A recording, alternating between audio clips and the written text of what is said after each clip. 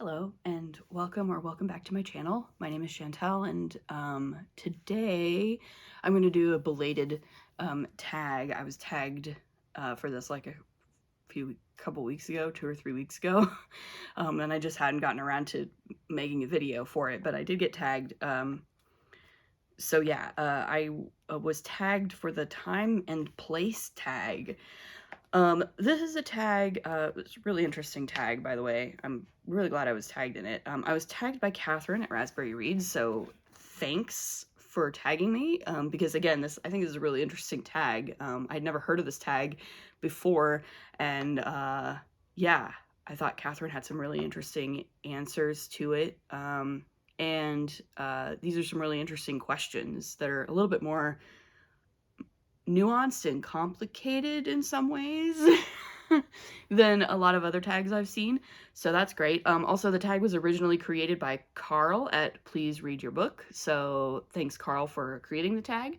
Like I said, these are some really interesting and thought-provoking questions that really had me thinking, and actually that's part of why I was a little bit delayed in making this video, because I actually had to like sit down and like think about what I was gonna say to answer the questions, because some of these are kind of tricky.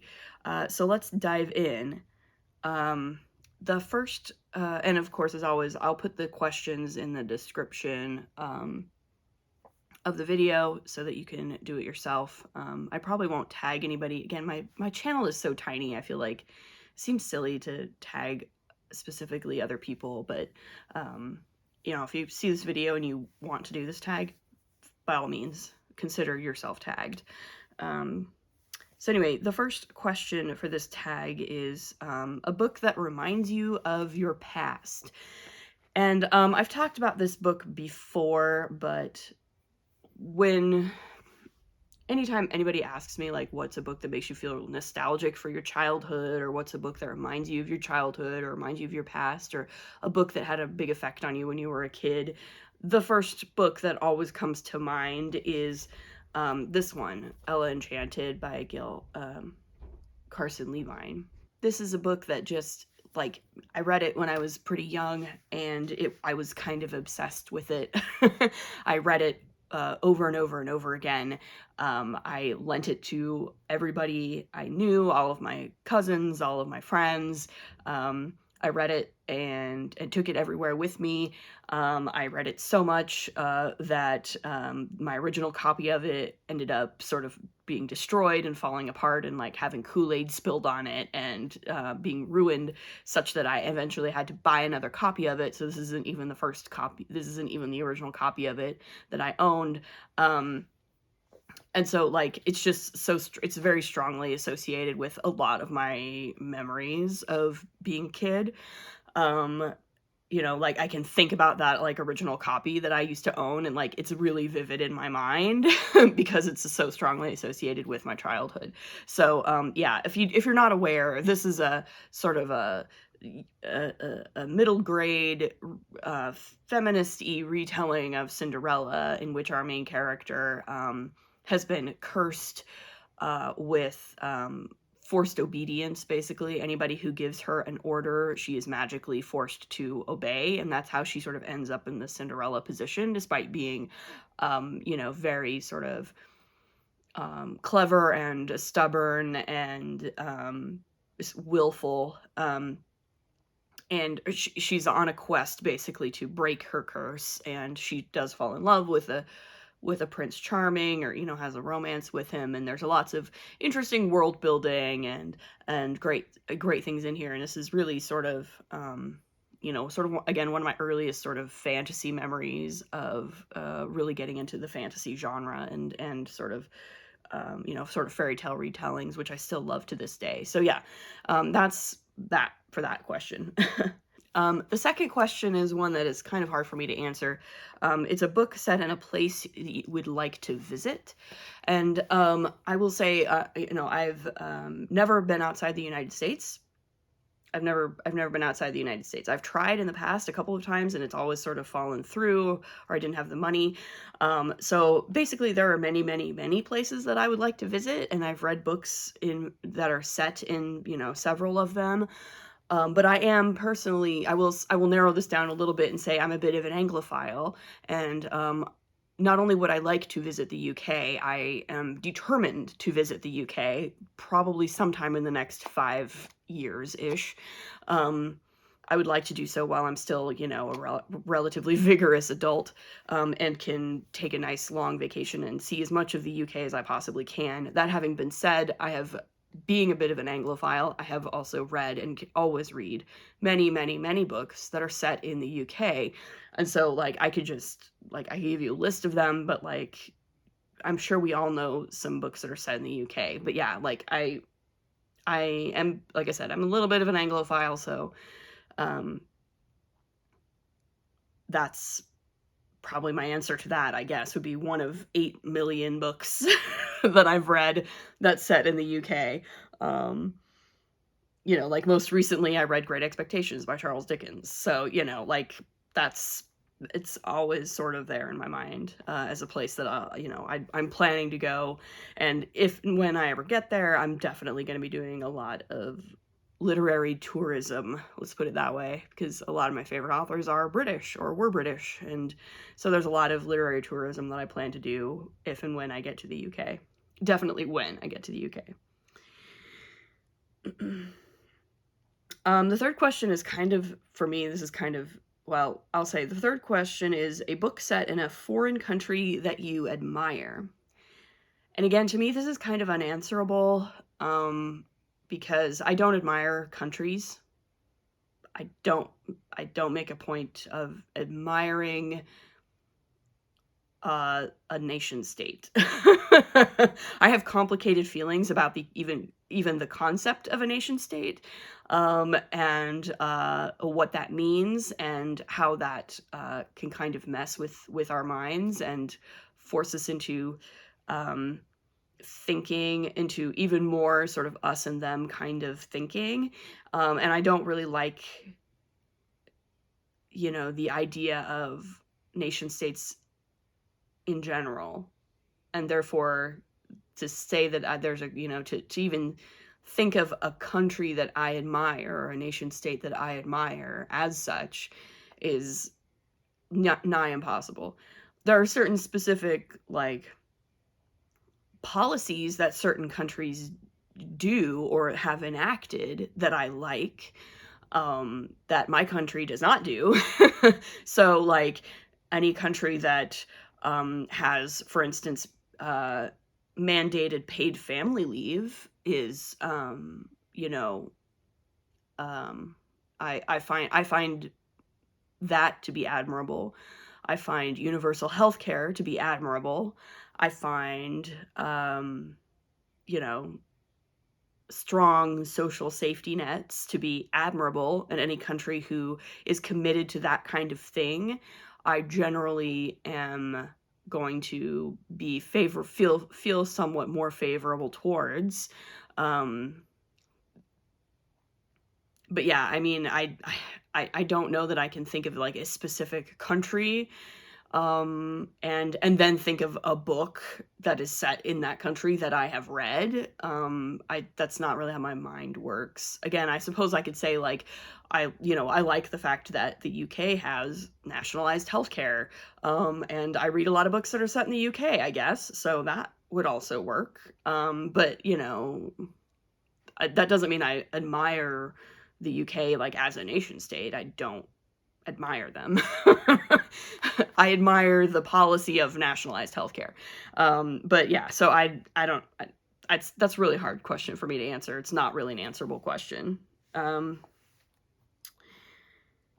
The fourth question is a book set in the city, town, or region where you live. I live in Nebraska, which there are books set in Nebraska, usually written by Nebraskan authors. I haven't read very many of them. Like, I know that Willa Cather exists, and she wrote several books, pretty much all of them set in Nebraska. I'm not sure I've ever actually sat down and read like My Antonia or Oh Pioneers. I don't think I ever have. I've read a few books set in Nebraska, but honestly, like, my favorite sort of locally book is this one, and I've mentioned before on this channel, just in a very recent video, that I really like local folklore and local ghost stories. And this book is literally a bunch of ghost stories collected by a local folklorist that are in and around the city where I live. And many of these stories are stories that I personally grew up with. My dad and his family were from here. He grew up here. He and his siblings are born and bred Lincolnites, and so they heard a lot of these stories when they were kids, and they told them to me when I was a kid. And several of these stories are in this book, and I think that's part of what sort of spurred my interest in sort of folklore and ghost stories in the first place. Is a lot of it is because, like, some of the stories that I heard as a kid from my dad and from my aunts and uncles, their versions of them are in this book, but they're slightly different, like the version of the story that I would hear from my dad or from my aunts and uncles would be slightly different from the version of the story that's published in this book. And I always found that fascinating, right? And it's not about like whether like one or the other of them is the real story or the true version of the story or the canonical version of the story. For me, the fascination lies in the difference and what those differences mean, and how those differences can change some of the meanings of the story depending on who's telling the story, the context they're in, and things like that. So anyway, so this is just a locally published book that I have had. This isn't even the only edition of it that I have. I have even an earlier edition of it. But these are just all local stories, many of which, again, I grew up with as a kid, and they're very familiar to me and in a very familiar place. Obviously, this is the town where I was born and raised, and yeah, I don't know. Again, I love a good ghost story. I love local folklore. I love stories that are tied to a specific place. And this book makes me feel really nostalgic. But yeah, there's like other books that are about Nebraska or set in Nebraska. Some of the more famous ones, again, apart from like Willa Cather, like, Stephen King wrote Children of the Corn, that's set in Nebraska, which is really funny to me. Again, I haven't read that, but I'm not really a Stephen King person, but I think it's really funny to me, the sorts of stereotypes that come out of my state. But also there's a couple of nonfiction books that I think are potentially interesting, especially if you want to learn about stuff in my state. Of course, they're all about disasters, but like there's Night of the Blizzards, or Night of the Twisters, sorry. I got my disasters mixed up there in my head.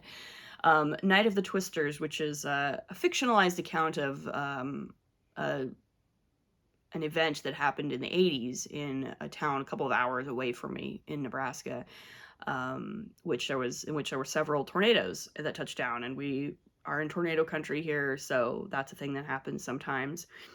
There's also a book called The Children's Blizzard, which is about a blizzard that happened in the 1880s.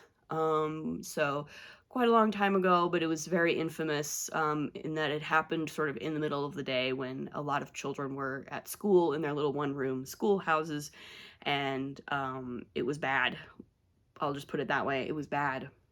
And many of them were unable to get home. They were stuck in their schoolhouses. They tried to get out and make it home. It went badly for them. And it's just one of those sort of tragic historical events that, I don't know, kind of left its mark on my state and on the people in my state. But yeah, so that's that one. And then the final question is a book set in the future that you find realistic. And this is another sort of tricky one for me, because I think, like, ultimately, every story that we tell is ultimately about ourselves as people, as humans, even when we're writing stories about, you know, completely alien creatures or whatever, we're still always sort of writing stories about ourselves. And I think every futuristic story is usually about some aspect of human nature that is ultimately realistic. It just depends on what that aspect is, right? It just depends. So I think like everything is just depending on what aspect of it you're thinking about is going to be realistic. Like, you know, I think The Expanse is, I haven't read the books, but I've seen the television show, and like the thing about The Expanse that I find very realistic is the sort of tribalism of humanity, right? The way that we are very quickly able to form new self-identities as we go about our business, right? So like in the same way that you know, the British colonists who came to North America to form the 13 colonies very quickly developed a sense of identity of themselves as being separate from where they came from originally, the UK, right? In that sense, like the idea of the people on Mars very quickly forming an identity, a self-identity as Martians rather than as, you know, sort of people from the human race, and the people on the stations or the miners having their own sort of self-identity, like again, like that strikes me as incredibly realistic, right? Because it's very much a part of what humans are and what we do, right? That's just how we operate as humans, right? And things like that I think are true, you know? Like so I guess that's my answer. But I mean, you could do that with any sort of futuristic sci-fi or anything. You know, if by realistic you mean, do I think there's a futuristic sci-fi story that predicts the future? I mean, it's not gonna be like that. That's not the way it works. I don't believe, like, I don't feel like that's how it works. It's more like just having an understanding of human nature and how humans operate that allows us to tell stories that feel truthful and feel authentic, right? And that's something The Expanse does. And like Star Trek does something a little bit different with this idea of you know, multiculturalism, and you know, it's a little bit more utopian in that sense. But does that make it less realistic? I mean, no, not necessarily. It's just focusing on a different aspect of human nature, one in which we're more tolerant and we're accepting of each other and we're able to overcome differences in order to find common ground, right? And that's also something that's very human, and that is shot through Star Trek, you know, from the beginning. And so I think that's also realistic, you know? So like I think it's all sort of realistic as long as it's grounded in an understanding of how humans work and human nature, and how relationships work and how people are, you know, and most good stories do that on some level and are therefore on some level realistic. So that's my answer to that. Again, that's the tag, the time and place tag. I apologize I didn't have like a ton of like really specific books to talk about, but again, I think the questions are really interesting. So I really appreciate being tagged in this tag. I think it's a good one. And again, if you are seeing this video and you want to do this tag, by all means, please do, because again, I think these questions are really interesting and really thought-provoking. So yeah, that's all for this one. The next video I do will probably also be a tag. I haven't been tagged in it. I just want to do the sort of the mid-year sort of wrap-up or freak-out tag that's going around, because I think that's potentially a really interesting one. So that'll probably be the next video. Anyway, as always, you know, like the video, subscribe, let me know in the comments below if you have any thoughts about these questions, or if you're gonna do a video like this, let me know. And I'll see you in the next video. Bye.